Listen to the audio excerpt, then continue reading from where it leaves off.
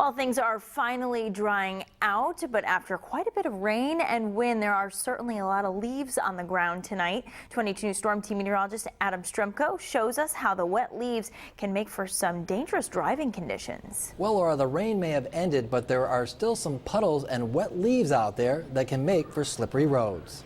A fall nor'easter brought plenty of rain and wind to western Massachusetts this week. The storm knocked a lot of the leaves that have made for a pretty nice fall foliage season off the trees and onto lawns and streets.